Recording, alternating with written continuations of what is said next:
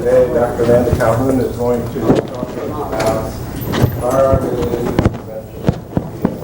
It's obviously a topic and one, unfortunately, that news frequently. So let's. Thank you so much, Dr. McKinney. Okay. So this talk almost didn't happen. At 7 o'clock last night, I downloaded a virus and my computer just completely was wiped out. And thanks to my BC who came to my rescue, he restored my computer and got my 80 slides. So thank your best friend today. Okay, so I'm going to talk today about firearm-related injury prevention in the pediatric population. And as those of us residents, first and third and second years, know all too well, if you've spent any time in the PICU, we just see this way too much. And I didn't realize how often I would see that as a pediatrician. And I hope that after this talk, you'll realize that this is a pretty big topic. So I have no financial disclosures to report whatsoever. So these are my objectives. So I hope that after this grand rounds, you'll be able to recognize the prevalence of firearm-related injuries in the pediatric population. I hope that you'll be able to identify the risks associated with owning a gun in the home when there are children and adolescents present. I would impart to you that I would hope that you would start performing routine gun safety screening as a part of your anticipatory guidance in your clinics and in our clinic as well. And also that you would better understand how to counsel your parents and patients on firearm injury prevention as outlined by the AAP. And I do have a friend that took the boards last year, and she actually had a question on this, on the proper storage of guns according to the AAP guidelines. So it's important. Okay, so why even talk about this?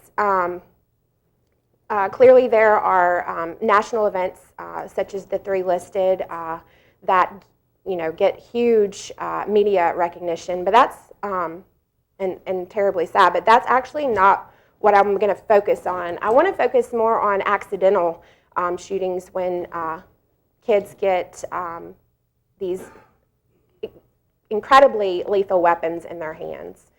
Because although mass shootings do get more attention in terms of the media, children are far more likely to be killed in their home. So firearm-related injuries, sorry for the other specialty services, but among children and youth ages 1 to 24 years, gun-related injuries cause twice as many deaths as cancer, 5 times as many as heart disease, and 20 times as many as infections. So this is I just want you to really be aware this is really important.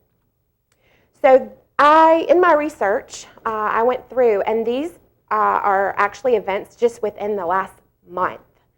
This is insane. And if you go through, sort of the scenarios of how these children found the guns, it's heartbreaking. This 5-year-old in Detroit, Michigan, found a gun under her grandmother's pillow. Here, this Milwaukee toddler actually fatally shot their mother while sitting in the back seat after the gun slid from under the front seat. Just hard to fathom. Another on April 13th, mom drops her purse with a gun inside, and a 2-year-old is accidentally shot. So, these are just stories that that just stick with you. In fact, one was when I was doing my reading, a 3-year-old or 5-year-old found a gun that mom thought was hidden away, put it in his mouth like he does his water gun, and pulled the trigger. So just like he had always done with his water gun in the pool. So, it's really saddening. And here in New Orleans, we see another teen playing with a gun, and closer to home at Natchitoches. So this is everywhere. Just 9 days ago, tragedy in the Shreveport Times, tragedy results from a mishandled gun. So a 17-year-old died after being accidentally shot, actually by a relative. They were in a parked vehicle, and one to the chest, and that's it, folks. So this is everywhere. This is just a short clip. I just kind of want to start off and wake you up. Left a 5-year-old girl dead. Right now, prosecutors are trying to determine if charges should be filed. The young girl and her brother found a gun at their grandmother's house, and she shot and killed herself. 7 Action News reporter Shelley Childers is on Detroit's west side with the very latest. Shelley. It all happened in this home behind me. Police tell us 5-year-old Mariah Davis grabbed her grandmother's gun and fired one fatal shot. It is news even neighbors here find hard to comprehend. This 5-year-old child was killed after accidentally shooting herself in the neck with her grandmother's gun.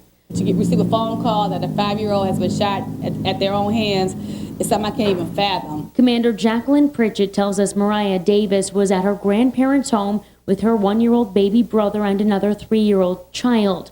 Their grandparents were babysitting on their street off Oakfield. That's near 8 Mile and the Southfield Freeway. She says the grandmother was downstairs cooking around midnight when that little girl found the gun hidden under a pillow. She got the gun. She goes into the room with the other 2 kids who were 1 and 3, and she's playing with the gun. The gun went off, and she was struck in the neck. This is the second self-inflicted gunshot wound by a child this week on the west side. A 9-year-old boy found a gun in a neighbor's yard and accidentally shot his hand on Sunday. That boy is okay. In this case, the 2 other children inside were unharmed. Police remind all adults guns should never be in eyesight or reach of any child. The gun was not in a gun box. It was not locked. It was just laying up under a pillow. They ask anyone who uses a gun for home security to keep it holstered on them and always locked. An extra step taken last night could have prevented this little baby from being shot and killed. The grandmother was questioned and released. Police will turn their work over to the prosecutor's office to decide if any charges should be filed. Police in Detroit's 8th precinct tell us they're now going school to school, spreading awareness about gun safety so children know when they see a gun to find an adult. Reporting from Detroit's west. So I want you to keep this sweet little angel in your thoughts as we go through this. So the scope of the problem, I think this is a public health issue that's very important. Guns are everywhere now, and they're very easily accessed. And children are unable to really understand the consequences of handling such a deadly weapon. You know, the violent video games that kids play nowadays, the violence that they see on TV, it really desensitizes them to the, you know, the deadliness of these weapons. And also guns to many teens and adolescents and even young children represents a sense of power. So that's something that's really attractive to children. And also just their little curiosity, they're so curious. And you just, as you'll see, that's really hard to get around. Okay, so I'm actually sort of embarrassed. I'm clearly from Alabama, but I never had a thing for guns. I didn't really know anything about guns, like the differences before I did this. So I thought, I know maybe some others might benefit from this. So this is just a quick kind of Guns 101. So guns can be classified according to their type of, for 2 ways, to their type of automation, whether it be like a single shot gun, an automatic or a semi-automatic, and then also on the physical aspects of the gun itself, whether it's rifled or smoothbore. And this kind of comes, these terms present later on in the literature, and so that's just why I touched on them. So you have a handgun, a firearm that's held and fired with one hand. You have a rifle that's designed to be fired from the shoulder. And then a shotgun, which is often double-barreled, is specifically designed for firing at short range when you're apparently when you're killing smaller game. Anyway, now you know. So these are handguns, and looking up images for these, I was just amazed at how glamorized and I mean, this one has bling on it. This one has Hello Kitty, like a child's Hello Kitty on it. And I mean, these are so attractive to children, and so I just thought it was super alarming. These are some rifles and shotguns. Okay, so this term, assault weapons, also came up in the literature when I was doing some research, and this goes back to semi-automatic firearms with these large magazines of ammunition that are capable of doing this rapid firing that you would need in a military combat sort of situation.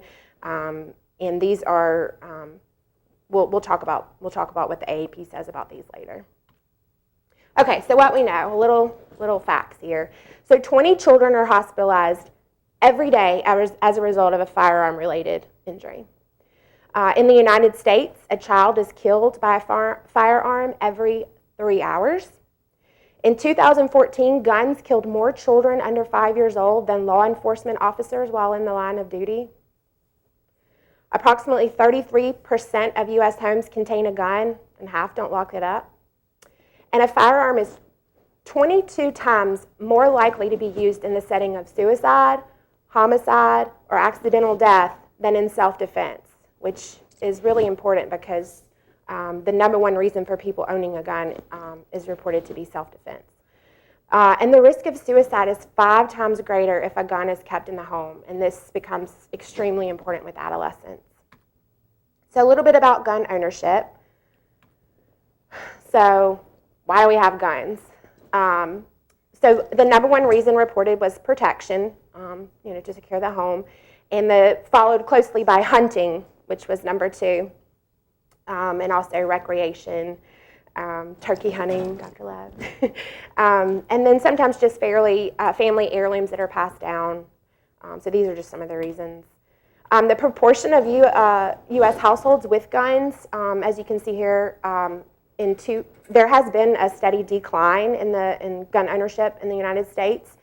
Here at 2014, on this graph, we're at 31%, but here for 2016, the number is 33%. But there has been a decline since the 70s. How do we compare to our international counterparts? When it comes to the firearm, to gun ownership in the U.S., I mean, we are way out there by ourselves. With less than 5% of the world's population, the United States is home to roughly 35 to 50% of the world's civilian owned guns. So I just didn't realize that. That's just incredible. And there's sort of a pictorial representation of that. So the incidence of firearm injuries among children in the United States is the highest of all industrialized countries in the world. And this is very much shown here in this graph. Here we are, way out here, all alone, here. Okay. And as you can also see on the y-axis, the firearm homicides per 1,000. So we also have higher rates in comparison. So what we know. So 89% of firearm-related injuries occur in a child's home. Okay, and it's often when a child finds a weapon that is unattended and loaded. And both the firearm prevalence and questionable storage practices are associated with higher rates of unintentional firearm deaths. There is an economic burden to this issue. Hospitalizations that often include clearly acute care, such as the PICU costs. We all know those admissions are very costly. I can think of one patient that we took care of last year, and she was with us, I think, 6 months from the PICU to the floor after sustaining 11 gunshot wounds to the abdomen. So I can't imagine what the cost was for that. These patients, just like the patient we took care of, end up going to long-term care for rehabilitation, often Children's New Orleans from here. And that is not cheap either. So there is a big cost to this. Nearly half of children hospitalized for firearm injuries are discharged with a disability. So just something to think about if you're thinking about the dollar. Okay, so I did a separate slide for adolescents because they're kind of special, as we all know. So The presence of firearms in the home increases the risk of suicide among adolescents, even among those without a previous psychiatric diagnosis. So that's a little eye-opening. Suicide attempts involving a firearm are more often fatal, 91%, compared with those with the drug overdoses. Most youth suicides involve weapons stored at the home. And the characteristics of adolescents make them, those special characteristics, make them particularly vulnerable. They're more often to be impulsive. They have this belief of invincibility. And they, as Dr. Broussard often talks about her adolescents, they have these teenage mood swings. And then there's also a strong influence of peer group. I can't lose face in front of my friends. We just really need to remember to screen for depression and mental illness in our clinics and make sure that we make appropriate referrals. So this came up in the Journal of American College of Surgeons, and it was from the perspective of pediatric trauma surgeons who witnessed firsthand these terrible tragedies. So more children will die from trauma than any other cause, just off the bat. And of those children who die in trauma centers, the second most common cause is a firearm injury, and that's right behind motor vehicle related accidents. So what I'm going to refer to as APSA is an organization composed of over 1,200 pediatric surgeons, and they're, these are the children the clinicians that are taking care of these children when they come in for trauma. And they got together and made a policy statement relating to gun safety, and these are just sort of the highlights of their endorsed policy.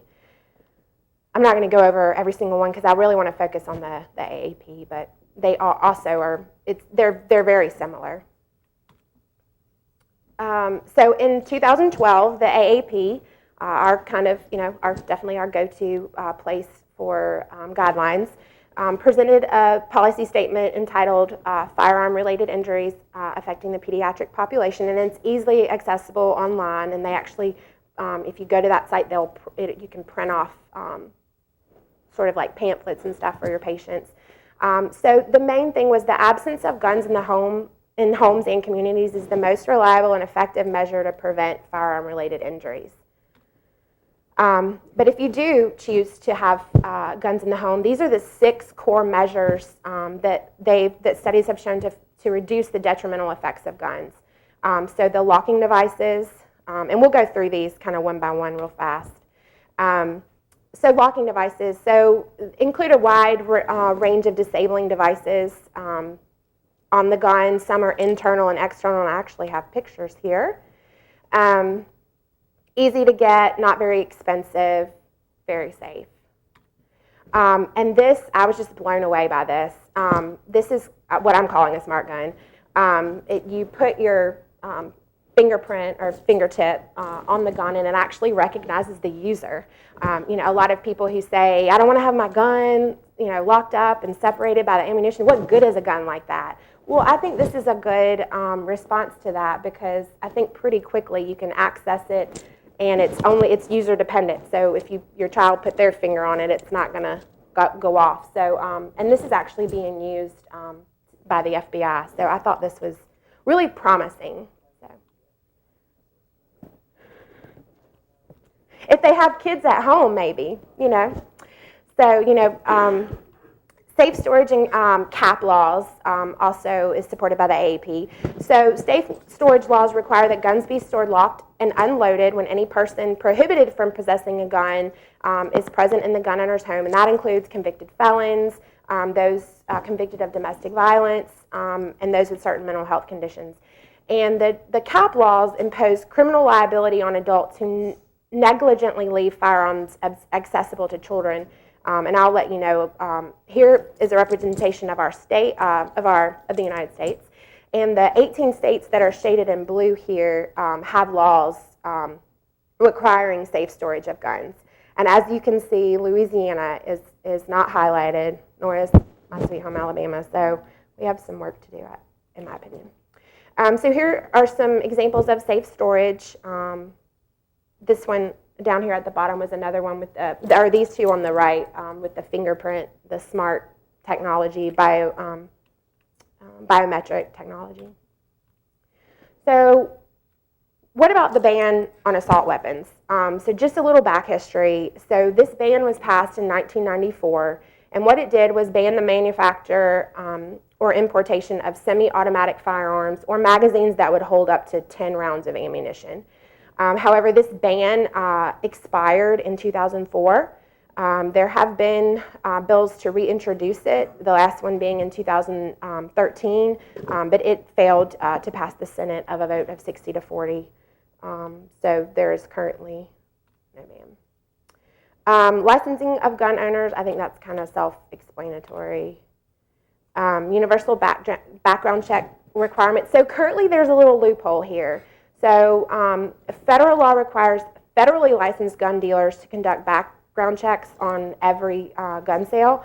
However, if you go to a flea market or a gun show, those private dealers are allowed to sell guns without a license, and they aren't required to do background checks, which I didn't know that. So, and then this is what the AAP also says, is that more than 40% of all guns in this country are sold without background checks. That is super scary. So waiting periods, a specific number of days.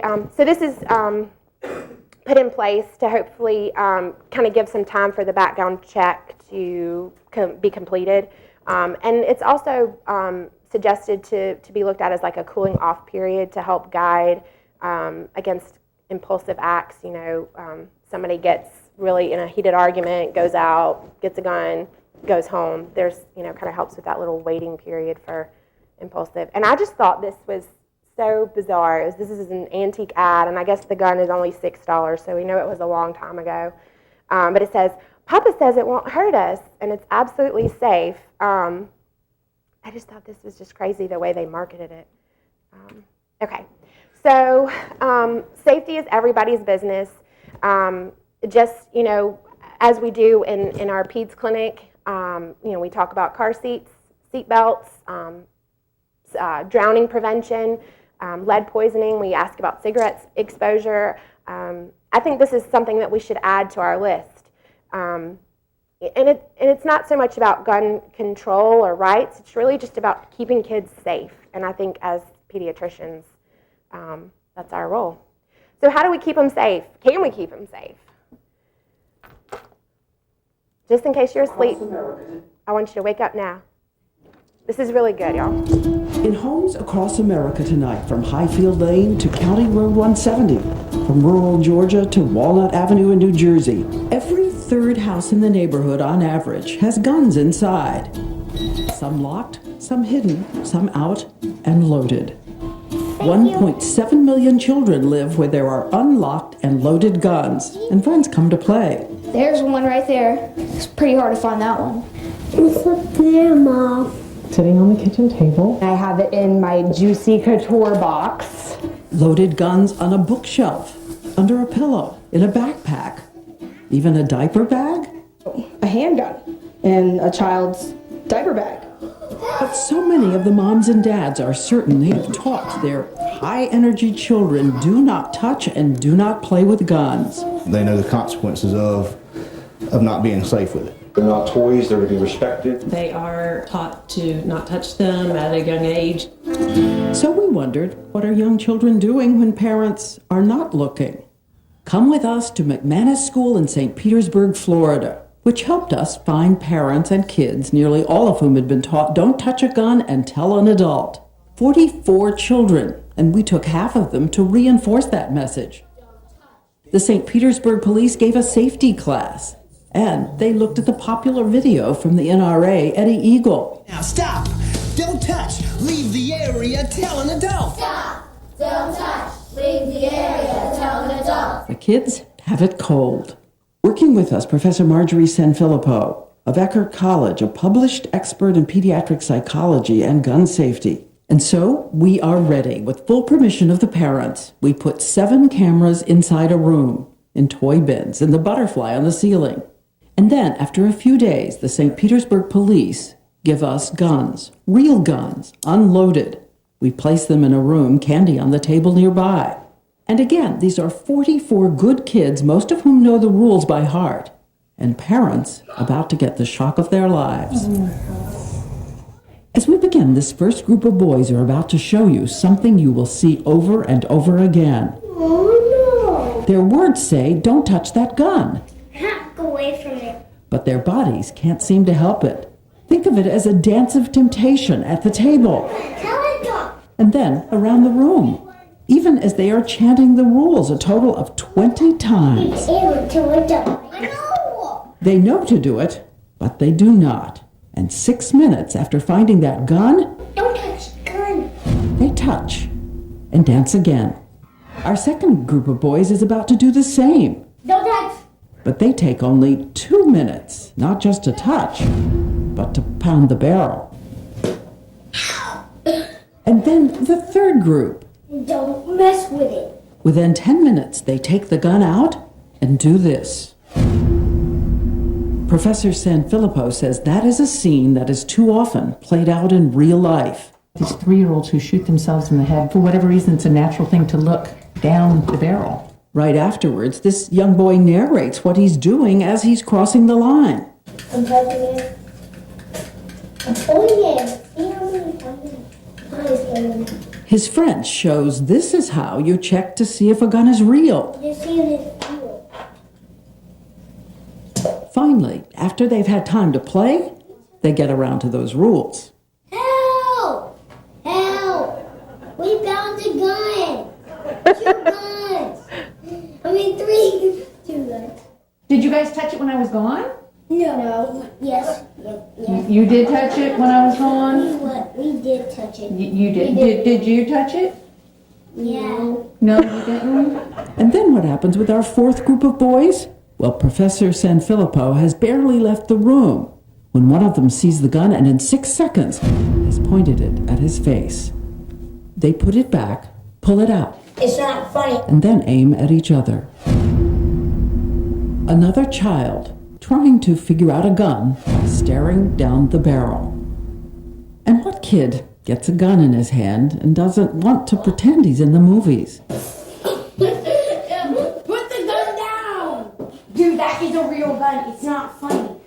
Professor Sanfilippo had seen enough. It's not a real gun. Yes! Right here. Okay, what are you touching it for? The professor and the police officer asked for clarification. We both knew not to pull it. And the first thing we were going to do when you came back in was going to tell you. And you did. You told me right away. And then you picked it up and pointed it at me.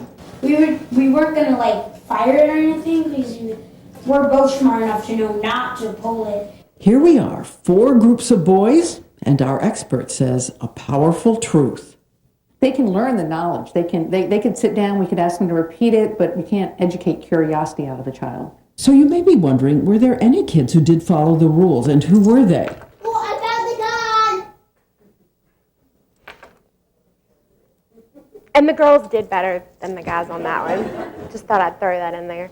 So this is Eddie the Eagle. You heard his song. I apologize if it gets stuck in your head because it's been in mine for about a week now. So prevention strategies. So we need to educate our parents and teens about gun safety. I think after seeing this, are we all on the same page about that? We need to bring awareness to our community by various methods. Speaking at high schools, PTA meetings, at churches, local boys and girls clubs. And we need to appropriately screen for mental illness, especially in our adolescents. So do pediatricians have a role to play? Thank you. Okay. So the fundamental role of a physician is to counsel patients and parents about potential risks. And the fact is that firearms in the home pose a risk. But the good thing to note is that 2/3 of people counseled by their physician reported using safer gun storage practices after counseling compared with those who weren't counseled by their physicians. So I thought that was really inspiring. So we can make a difference here. Sorry, that sounds so cheesy. Advice to parents with guns in the home. So always keep the gun unloaded and locked up, bullets locked and stored separately, and that was the answer to the question on the boards last year. hide the keys, never tell a child the code or where the keys are located, discuss repercussions, and when cleaning a firearm, never leave it unattended and keep it in view at all times. After coming out of the PI and talking, about in terms of the injuries I was seeing in the PICU, I said, Mom, I grew up, my mom had a pistol, and when we would go on long trips, in case we ever got stranded on the side of the road, she had a pistol in the glove compartment. And I said, how did you keep me from touching it? I mean, what did you say to me? Was I just that good of a kid or what? And she was like, actually, I left it in the glove compartment after a trip. I just forgot to unload it. And I had gone in the bank, and I came out, and you had unzipped it from the little case. It was pink. And you were holding it. And she said, I almost lost it. And she said that it was just shocking to me. I had always told you never to touch it, never to touch it. So a little personal side note. Okay, so what about when your kids go and play at grandma's house under the pillow, or your neighbor? You need to ask if they have guns in their home. Look, I'm not the government. I'm not coming to get your guns. I just need to know, if my child's coming to your house, is it safe for them? Are the guns put away? Can they not get to them? And just a little side note about toy guns. There are a whole lot of kids hurting themselves with toy guns.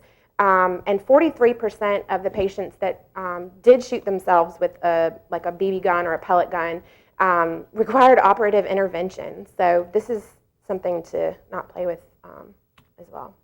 Okay, so what about Louisiana, and what about these laws we talked about earlier? So we're not doing so great, but it's okay because Alabama's not doing so great either. But although in 2014, Louisiana did enact a law to reduce access to guns by domestic abusers, but in terms of children, we still have no law that prohibits none of the CAP laws, the child access prevention laws that we spoke about earlier.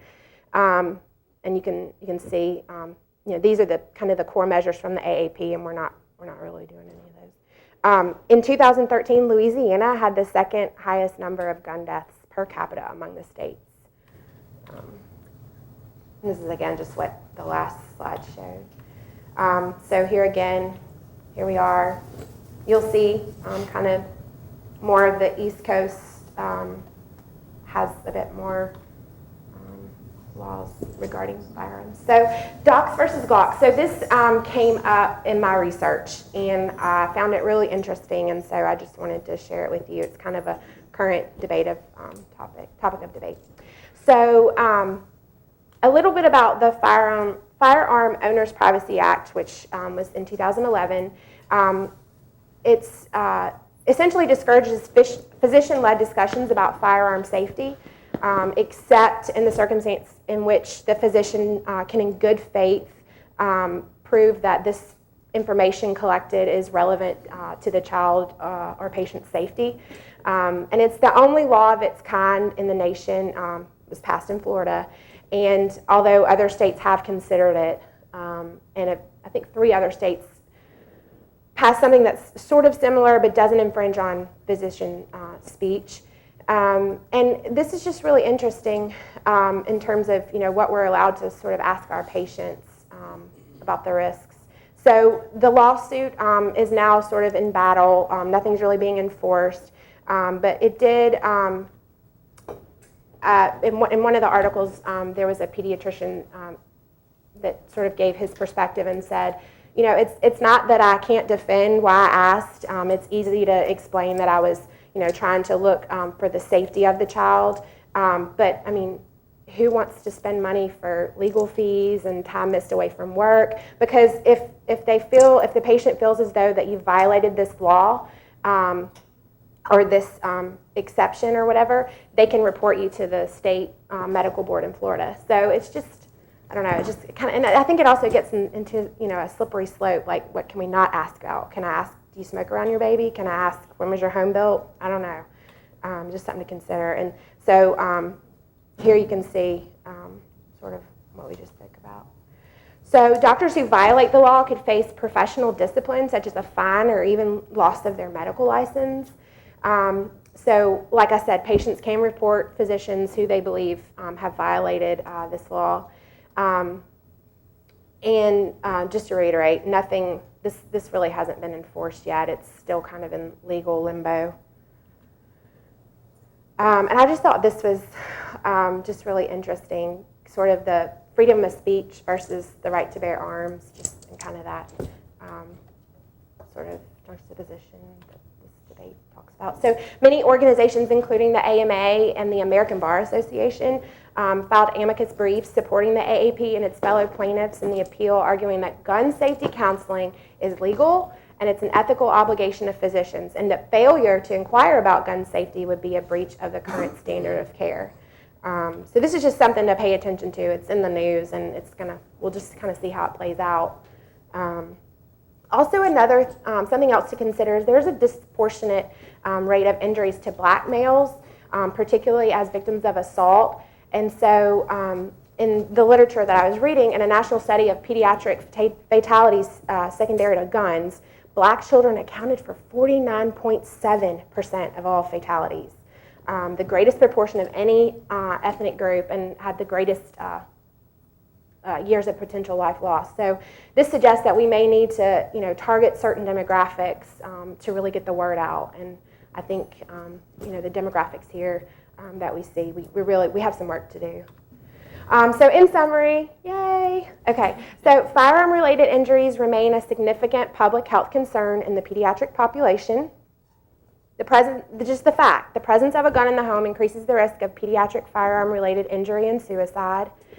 The absence of guns in the homes and communities is the most reliable and effective measure to prevent gun-related injuries in children and adolescents, according to the AAP. And for those with guns in the home, the AAP recommends safe storage. So unloaded, ammunition and guns separate, it locked and inaccessible to children. And counseling by pediatricians translates into increased gun safety practices among gun owners with children. So let's do our part and inquire about gun safety.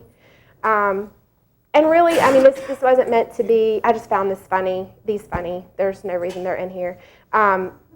This is not meant to be anti-gun. It's just meant about safety with children. I think with the amount of guns that we have, it would be misguided to just, nobody's coming to take all your guns away if that's what you're worried about. But as healthcare providers, we should shift the focus from efforts to live in a world without guns to ensuring that we can all live in a world safely with guns. And so I love this. I carry a gun because the cop is too heavy. That's hysterical. Okay. And then this slide, I just feel like just brings it home, just sort of the cost of prevention. Not having a gun, you're good, which is good for my budget. Trigger locks, safety courses. But preventing a child's death or injury is just priceless. So if you think about the family that we watched in the first video, the devastation that they're still feeling, it's just terrible. So these are some resources. The AAP actually has a lot of information about this. I was really shocked. So if you want to do some extra exploring, these are just my references. That's all.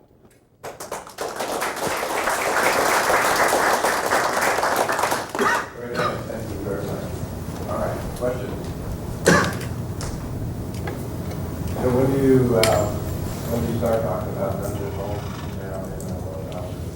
Well, we actually have been out in the community, and I just put it in with my, the safety starting about 6, I think.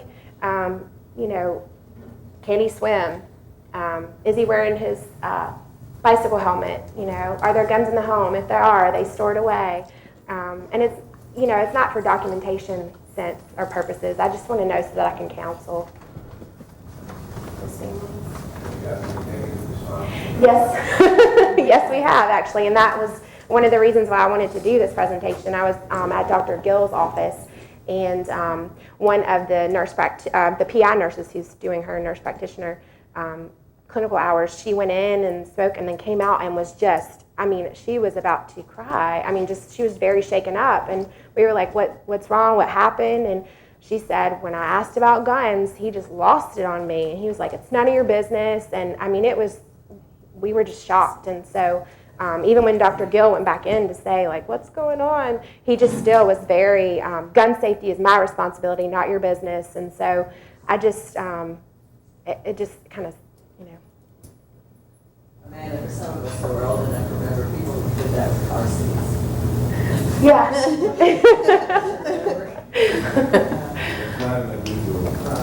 Reaction initially was. I think it's worthwhile pointing out, since I'm sort of is I don't think there's anybody in this room who can legally own an assault weapon. Because by definition, this is not me, this is an assault weapon has to be automatic. And the only ones you can buy is a semi-auto. Right. That means that's the same as a semi-auto shotgun or a semi-auto pistol, which means you got to pull the trigger each time. And people, many of us get upset when people don't use the correct terms. And I think there's a hint out there that maybe to blur that on purpose. In Connecticut, my son, his best friend was an engineer who made guns and made tools for jets and so forth. And he put one together for him cheaper. But because he had a flash suppressor on it, he couldn't have on a bayonet load, because that made it illegal in the Grand State of Connecticut. It's not always rational the whole way through. Just wondered if you've run across any projects to offer free gun locks in cities anywhere, just like the fire department will offer and install a fire detector, smoke detector. Right, and I did see that in some states. I didn't run across it in sort of the southern states where I was paying particular attention, but there are some states that are doing that. In fact, the ones that have enacted the child access prevention laws seem to be the states offering those. But it seems to be grouped also with the checking the car seat. You can get gun locks, and they kind of throw it all in together. But that is happening. Just a couple of comments. As a parent, I was asked to talk at one of my son's third grade classes, so this is 20-something years ago, and about safety, just general safety related to kids. And I asked, one of the things I asked about was how many of you have guns in the home, and this is at a magnet school here. And just about every hand in the classroom went up, and I was stunned. Just because I mean, we do have guns at home. Steve's a hunter, but I just didn't realize how prevalent it was in the community. And they were very open. Oh, it's behind the front door. It's under the bed. Things like that. So that was an eye opener for me. But even before then, as a mother, when my kids would go over to people's homes that I didn't know. And initially it was very hard to ask, but I would ask, do you have guns in the home? How are they stored? And it was very awkward at first, but it did get easier as time went on for me to ask. And if they did, many times I didn't let the boys go over there. The kids came to our house to play. So because I was concerned about that because of what we saw even then, and that was 20-something years ago, 20, 30 years ago. So you do have to be careful. And the literature also talks about sort of, especially with your teenage patients, if they, a friend brings out a gun or a gun is found, sort of going over scenarios with them where they can kind of role play to get out of the situation without losing face, which is so important in that age group. So, all of a sudden, I got to go pick up my mom's dry cleaning, got to go. And so, really just trying to figure out a way to reduce, kids. I can remember being in the third grade. This is during World War II, but way back. At recess time, we were walking out. There's this kid that's got a Smicer. This is a submachine gun. Oh my God. A 9mm from the Germans. And his brother sent him from home. He was just sitting there holding it, showing off the goodie that was sent by his brother from Germany. A little bit there. I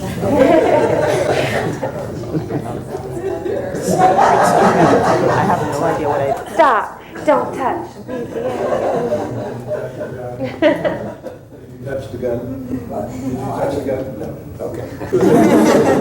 Remember that little boy, he also said he didn't touch it either. All right. Any other questions, comments? If not, Amanda, thank you very much.